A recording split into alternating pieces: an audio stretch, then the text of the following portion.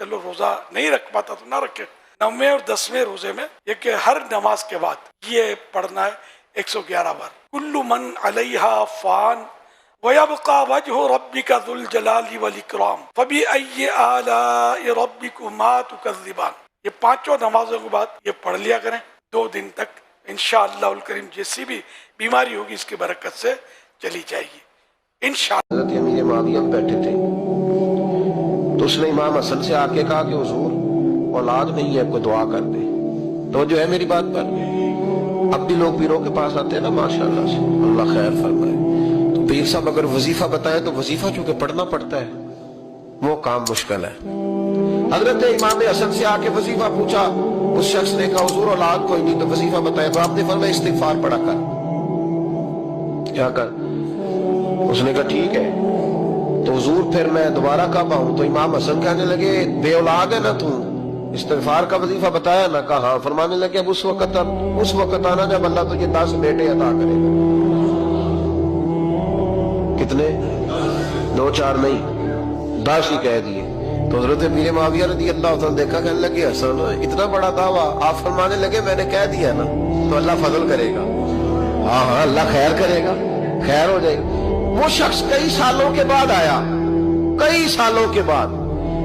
تو حضرت امیر معاویہ کو بھی ساتھ لایا. کہنے لگا حضور اللہ کے فضل سے اللہ نے 10 بیٹے عطا فرمائے، پورے 10 ہی اللہ نے دیے. تو حضرت امیر معاویہ کہنے لگے جناب بات تو آپ کی سچی ہو گئی، پر مجھے بھی بتائیے وظیفہ کہاں سے لیا؟ فرمانے لگے قرآن پاک سے. سورہ نوح کی 10 11 12 آیت پڑھو. اللہ فرماتے ہیں تم استغفار پڑھو، میں تمہاری بیٹوں سے بھی مدد کروں گا، مالوں سے بھی مدد کروں گا. تو میں نے استغفار بتائی تھی اور قرآن میرے اللہ کا ہے، رب کا وعدہ جھوٹا ہو سکتا؟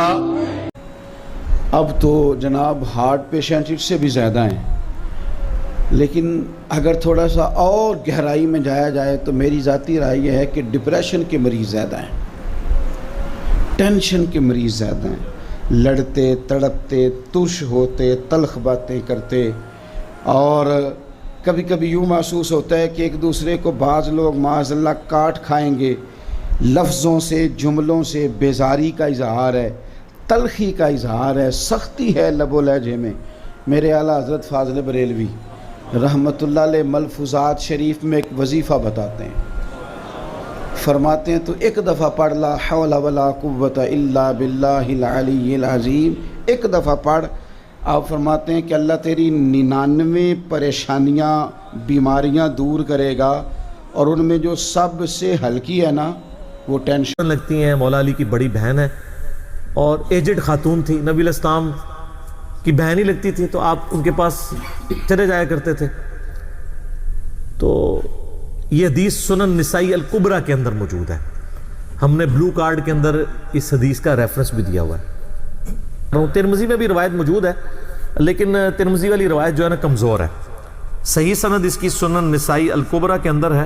ہمارے بلو کارڈ میں 19 نمبر کے اوپر یہ وظیفہ ہے.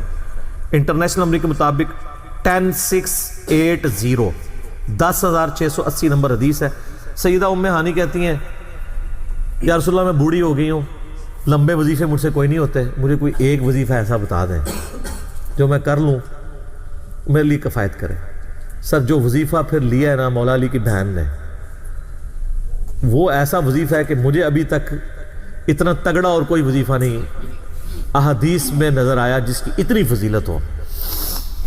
آپ علیہ السلام نے فرمایا 100 دفعہ روزانہ سبحان اللہ پڑھ لیا کرو، تمہیں 100 غلام آزاد کرنے کا ثواب ملے گا.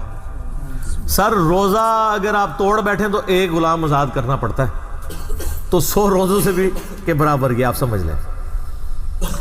100 دفعہ الحمدللہ پڑھ لیا کرو، تمہیں 100 گھوڑے اللہ کی راہ میں جہاد کے لیے بھیجنے کا ثواب ملے گا. 100 دفعہ اللہ اکبر پڑھ لیا کرو، تمہیں 100 اونٹ اللہ کی راہ میں بھیجنے کا، قربان کرنے کا، نہر کرنے کا ثواب ملے گا. 100 اونٹ، سر ایک اونٹ کی قیمت آلموسٹ 2-2.5 لاکھ روپے، کروڑوں روپے کا وظیفہ ہے جی.